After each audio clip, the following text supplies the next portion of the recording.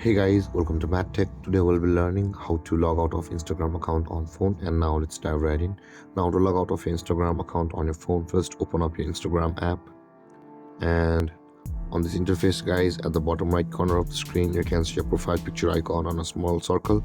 Tap on it, and on this interface again at the top right corner of the screen you can see the three-lined icon. Tap on it, and from over here scroll down at the bottom of the page, and over here you will be able to find the logout option available for us. Tap on that logout button guys, and again tap on logout. By this way guys, you'll be logged out of your Instagram account.